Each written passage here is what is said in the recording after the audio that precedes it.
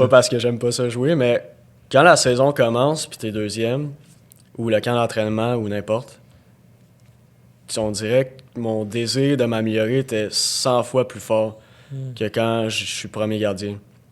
Parce qu'à chaque pratique, t'essayes d'être au même niveau que ton... Ben, pas ton backup, mais ton numéro 1, dans le fond. Fait que tu te donnes à chaque pratique, puis c'est toi qui le pousse. Puis, à force d'essayer de travailler, d'être meilleur que lui, ou comme lui, ben, tu finis par le... En tout cas, moi, je finissais toujours par le dépasser par rapport rendu dans la saison, puis je gardais tout le temps ce même beat-là pendant toute l'année. Fait que je faisais juste m'améliorer toute l'année, puis c'était juste bénéfique pour moi, là. J'imagine que les goalers, c'est l'inverse, eux autres. C'est sûr Ils doivent que se ça doit détruire Ouais, c'est avec ça. Ça dépend aussi comment... ton mindset. Puis... Ouais, c'est ça, comme personne, comment tu réagis par rapport à ça. Comme moi, j'ai commencé ma deuxième année à USAC Prep School, j'étais premier gardien de but, puis ça a été probablement l'une des saisons les plus difficiles dans ma carrière là, jusqu'à maintenant. Là. Je sentais pas le sentiment d'urgence de m'améliorer nécessairement parce que je savais que mon poste était assuré. Et je m'assisais là-dessus un peu, puis au bout du compte, ça m'est juste revenu d'en face pendant la saison. Là. Mettons, t'avais des moins bonnes stats? Ouais. C'est plus à ce niveau-là que ça a été par tough? rapport à l'entraînement aussi, je me donnais, mais moins que l'année d'avant où j'avais commencé deuxième gardien de but parce que dans ma tête, j'étais comme... pas que ça sert à rien, mais je savais que j'allais commencer la prochaine game. Fait que ma progression a comme ralenti un peu pendant la saison. C'est ça.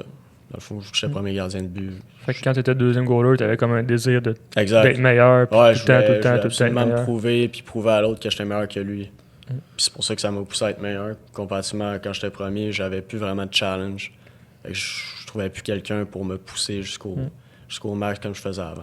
Ça doit être important, mettons, tu arrives dans la NHL d'être deuxième avant d'être premier. Moi, je crois que oui. Honnêtement, c'est pour ça que... tu sais, où aller jouer... AHL aussi, pour l'expérience là, par rapport... parce que c'est rendu des hommes aussi dans cette ligue-là. Ils ont plus 25, ils ont peut-être 30-35, fait que c'est une autre chose. Mais je pense que c'est important d'apprendre d'un gars qui a eu de l'expérience premier gardien dans la Ligue nationale, exemple. Puis après, là, commencer à envisager d'être premier. Si tu commences à être premier, direct. Je pense que ça va te casser dans ta carrière à un moment donné. T'as comme pas vraiment de challenge.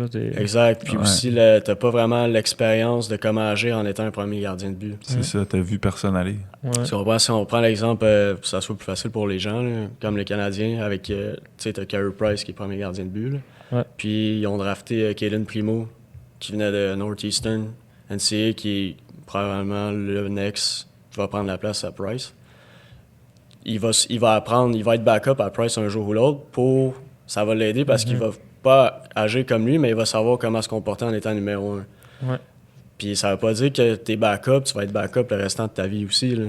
C'est juste pour apprendre comment agir pour être numéro 1, dans le fond. Parce que si tu commences numéro 1 direct, comme je te dis, ça va te péter dans la face un jour ou l'autre. Ils sont rares.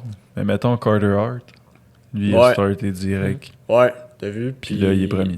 Ouais, il est premier, mais en tout cas, si j'avais été le coach ou n'importe quoi, j'aurais fait peut-être commencer deuxième, pas même même s'il y a plus de talent que je pense que c'est Brian Elliott, le backup à Philly. Ouais. Fait que j'aurais fait commencer deuxième une année.